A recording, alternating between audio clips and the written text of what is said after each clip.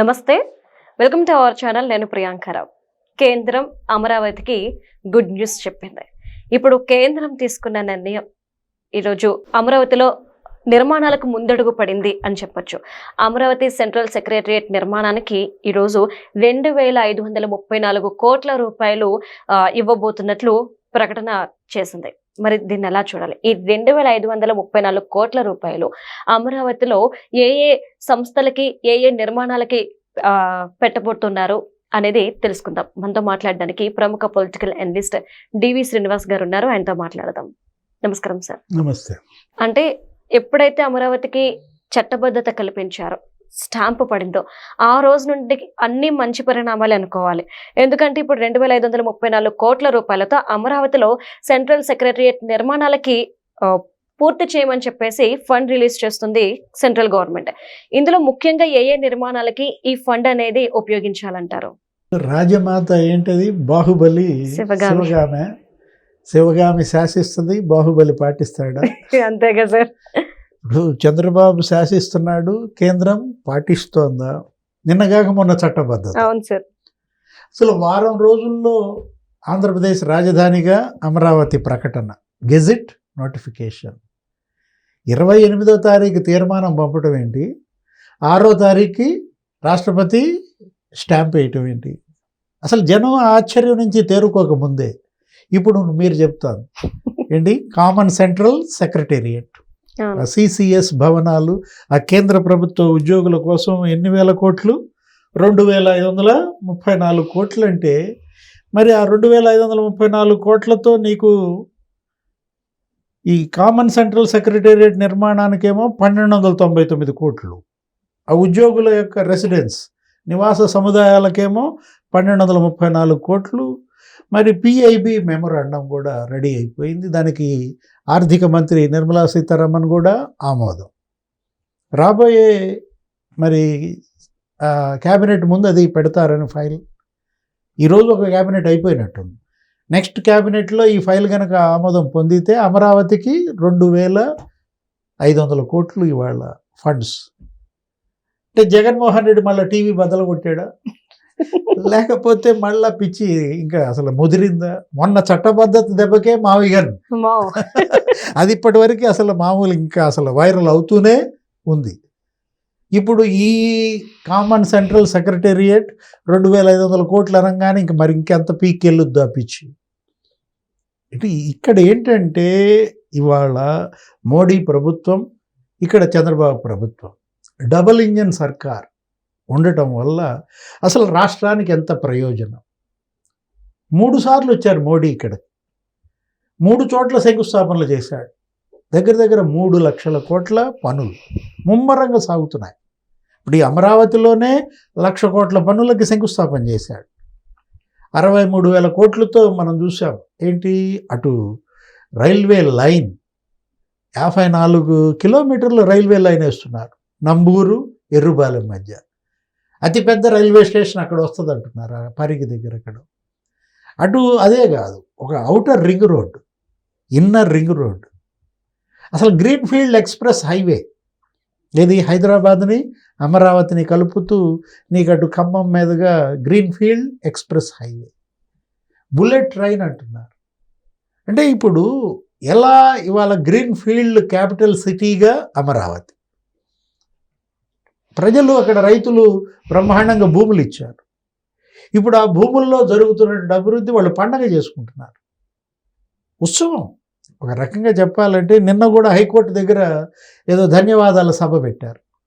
అమరావతిని కాపాడింది మీరే అంటూ ఆ జడ్జీలు, ఆ వాదనలు చేసిన అడ్వకేట్లు, వాళ్ళందరికీ వాళ్ళు థ్యాంక్స్ చెబుతూ నిన్న పెద్ద మీటింగ్ పెట్టుకున్నారు.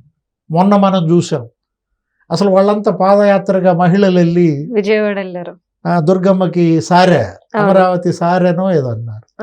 అసలు మొత్తం ఆంధ్రప్రదేశ్ అంతా ఇవాళ ఒక అడ్రస్.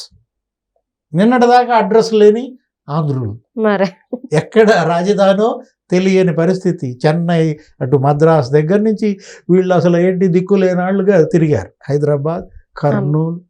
ఇప్పుడు ఎప్పుడైతే అమరావతి, అదే ఆ రోజు ఆయన శంకుస్థాపన చేస్తూ ఏమన్నాడు, ఒక ఫోర్స్ అన్నాడు. అవును సార్. అమరావతి అనేది ఒక ఒక శక్తి స్వరూపం అన్నాడు. అవును. అదే ముగ్గురు ఈ ఈ శక్తిని కాపాడుతున్నారంటూ అటు దుర్గమ్మ, అటు కోటప్పకొండ శివయ్య, ఇటు అమరలింగేశ్వర స్వామి, ఆ శివకేశవుల ప్రతిరూపం అంటూ ఆ రోజు మోడీ చేసిన స్పీచ్, ఆ ఉద్దండరాయపాలెంలో ఆయన చేసిన శంకుస్థాపన, పార్లమెంటు నుంచి మట్టి తెచ్చాడు, యమున నుంచి జలాలు తెచ్చాడు, పవిత్రమైన మట్టి పుణ్య జలాలు తెచ్చానంటూ ఆ రోజు ఆయన ఏమన్నారు, అసలు మొత్తం చంద్రబాబు కూడా 13,000 గ్రామాలు, అక్కడి నుంచి మట్టి పుణ్య జలాలే కాదు, అసలు నీకు మొత్తం భారతదేశంలో ఆ పుణ్యక్షేత్రాల నుంచి గంగా, యమున, సరస్వతి మొత్తం అన్ని నదుల నుంచి జలాలు తీసుకొచ్చి అక్కడ అభిషేకించారు. దాన్నే మొన్న సజ్జల ఏమన్నాడు, మట్టి కుప్ప అన్నాడా? అదే చంద్రబాబు వెళ్ళి అక్కడ నమస్కారం పెడితే ఆ మట్టి కుప్ప మీద పడుకున్నాడనో ఏదన్నా. ఇప్పుడు ఆ మట్టి పవర్ ఏంటో తెలుస్తుందా? బాగా తెలుస్తుంది. ఇప్పుడు సజ్జల రామకృష్ణారెడ్డికి, జగన్మోహన్ రెడ్డికి ఇవాళ ఏంటంటే అదే ఏది ముహూర్త బలం అనాలా, స్థల బలం అనాలా, సంకల్ప బలం అనాలా, ఇది ముఖ్యం. ఏది సంకల్పం. ఇవాళ ఆయన అనుకుంటే చేస్తాడు. క్వాంటమ్ వ్యాలీ అనే పదం అసలు ఎప్పుడన్నా విన్నావా? ఇప్పుడు మనకి ఏపీకి వస్తుందన్న అంతవరకు క్వాంటమ్ వ్యాలీ ఒకటి ఉందని, అదేంటి అనేది కూడా మాకెవరికి తెలియదు. మీకే కాదు, అసలు లోకేషే అన్నాడు. మొన్న ఏదో ఒక ముంబైలో ఎవరితోనో ఒక ఫిమేల్ జర్నలిస్ట్కి ఇంటర్వ్యూలో ఆయన మా CM Chandrababu Naidu quantum valley అంటే నాకు అర్థం కాక నేను కింద డెస్క్ కింద మొబైల్ పెట్టుకుని ఎత్తుక్కుంటున్నాను, అదే ఏంటది గూగుల్ సెర్చ్ చేస్తున్నారు, నేను ఎత్తుక్కోవాల్సి వచ్చిందంటే, అంటే ఒకటి ఇవాళ 50 ఎకరాల్లో క్వాంటమ్ వ్యాలీ, 50,000 మంది క్వాంటమ్ నిపుణులు ఆంధ్రప్రదేశ్ నుంచే తయారవ్వాలని, అంటే నేషనల్ క్వాంటమ్ మిషన్ అమ్మ. దానికి మొన్న బడ్జెట్లో దగ్గర 4,000 కోట్లు కేటాయించారు. అది వెంటనే ఆంధ్రప్రదేశ్కి ఎలా తెచ్చుకోవాలి అంటే, కేంద్రంలో పథకాలు, నిధులు ఉంటాయి, వాటిని ఆంధ్రప్రదేశ్కి రాష్ట్రానికి తెచ్చుకోవటం, అది కదా ముఖ్యమంత్రి చాతుర్యం, సత్తా, సమర్థత. అప్పుడు ప్రధాని మోడీ ఉన్నప్పుడు అదే, మోడీ కాదు ప్రధాని వాజ్పేయి ఉన్నప్పుడు అదే. ఉపాధి హామీ పథకం అసలు ఎవరన్నా ఊహించగలరమ్మా? అదే నరేగా, ఆ ఉపాధి హామీ పథకం అనుకుంటే అందరూ ఏమనుకుంటారు, కార్మికులు లేకపోతే రోజువారీ కూలీలు, వాళ్ళకేదో 150 రోజులు కూలీ. దాన్ని ఏం చేశాడు, మెటీరియల్ వాటా అనేది ఒకటి తీసుకుని సిమెంట్ రోడ్లు వేయించి పారేశాడు. గ్రామాన 25,000 కిలోమీటర్లు అప్పుడు సిమెంట్ రోడ్లు ఉపాధి హామీ నుంచి చేశారు. ఇప్పుడు కూడా పంచాయతీరాజ్ పవన్ కళ్యాణ్ పల్లె పండగ 1.2 అన్నాడు, 2.2 అన్నాడు, ఒక 4,000 కిలోమీటర్లు రోడ్లు వేసేశారు, ఒక 1,000 కిలోమీటర్లు గుంతలు పూడ్చారు, గోకులాలు, మినీ గోకులాలు. అంటే కేంద్ర పథకాల నుంచి నిధులు ఎలా తెచ్చుకోవాలో చంద్రబాబుకి తెలిసినట్టుగా ఎవరికి తెలియదు అనుకుంటారు. అంటే అప్పుడు వాజ్పేయి హయాంలో అదే పనికి ఆహారం బియ్యం అని ఉంటుంది. అవును సార్, ఏది వర్క్ టు ఫుడ్ ఏదో, ఆ పనికి ఆహారం అప్పట్లో ఏంటి, వాజ్పేయి ఏమన్నాడంటే, అబ్బా ఈ 1,000 టన్నులు బియ్యం గోడౌన్లలో ముక్కిపోతున్నాయి, ఏం చేయాలో అర్థం కావటం లేదు అన్నాడు. ఈయన వెంటనే ముఖ్యమంత్రిగా ఆ బియ్యం నాకు ఇచ్చేయండి, నేను అవి అమ్ముకుని అప్పటి సిమెంట్ రోడ్లు వేయించుకుంటా అన్నాడు. డబ్బులు నా దగ్గర లేవు, ఈ బియ్యం తీసుకుంటే తీసుకో అన్నాడు ఆయన. ఎవరు, వాజ్పేయి. అరే నీకు తెలీదమ్మా, అప్పట్లో దాని యొక్క వర్త్ ఏంటో తెలుసా? దగ్గర 50,000 టన్నుల బియ్యం అంటే అది 5,000 కోట్ల రూపాయలు అప్పట్లో. అరే 5,000 కోట్లు అంటే ఇప్పుడు ఎంత అనుకుంటున్నావు నువ్వు? దగ్గర 50,000 కోట్లు, ఇంకో సున్నా పెట్టుకోవటమే. ఉమ్మడి రాష్ట్ర ముఖ్యమంత్రిగా ఆయన ఇప్పుడు కూడా నువ్వు గ్రామాలకు వెళ్తే జన్మభూమి రోడ్డు అంటారు, సిసి రోడ్లని, సిమెంట్ రోడ్లు గ్రామాల్లో వేయొచ్చు. అప్పుడు రాజశేఖర రెడ్డి ఏమన్నాడు, ఇన్ని బియ్యం దొంగ, అదే నాగం జనార్దన్ రెడ్డి బియ్యం అమ్ముకున్నాడు, కోడెల శివప్రసాద్ అమ్ముకున్నాడు, ఇట్లా వీళ్ళని అలా గేలి చేసి ప్రజల్లో దోషులుగా చూపించి ఆ వేసిన రోడ్లు వాటి యొక్క పటిష్టత అది వదిలేసి చంద్రబాబును ఓడించటం కోసం ఆయన అప్పుడు రాజశేఖర్ రెడ్డి. అంటే ఇప్పుడు జగన్కి సీఎంగా అవకాశం ఇచ్చారు. 5 ఏళ్ళు ప్రజలు ఇస్తే ఏం చేశాడమ్మా? కేంద్రం నుంచి నిధులు ఏమైనా తెచ్చాడా?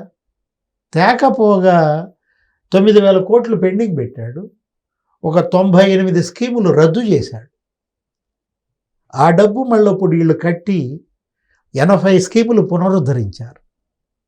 జగన్ కేంద్ర ప్రాయోజిత పథకాలకు పెండింగ్ పెట్టిన 9,000 కోట్లు పయ్యావల కేసు మొన్న చెప్తున్నాడు. అంటే ఇక్కడ ఇవాళ చంద్రబాబు జగన్మోహన్ రెడ్డి మధ్య కంపారిజన్ వస్తే ఎవరు ఇవాళ ప్రజలకు ప్రత్యామ్నాయం, ఎవరి వల్ల ఆంధ్రప్రదేశ్ అభివృద్ధి చెందుతుంది? ఒక అమరావతే కాదు, విశాఖపట్నం ఆర్సిలార్ స్టీల్ మిట్టల్ కంపెనీకి శంకుస్థాపన చేశారు. రేపొద్దున 28వ తారీఖు ఏంటి? గూగుల్ డేటా సెంటర్కి శంకుస్థాపన అంట విశాఖపట్నంలో. అంటే అటు బ్రహ్మాండంగా పెట్టుబడులు తెస్తున్నారు, ప్రైవేట్ పరిశ్రమలు వస్తున్నాయి, యువతకు ఉపాధి వస్తోంది, మెగా డిఎస్సి, జాబ్ క్యాలెండర్లు, కానిస్టేబుళ్ల పోస్టుల భర్తీ, ఇటు కేంద్ర పథకాలు, అక్కడి నుంచి నిధులు తెచ్చుకోవటం.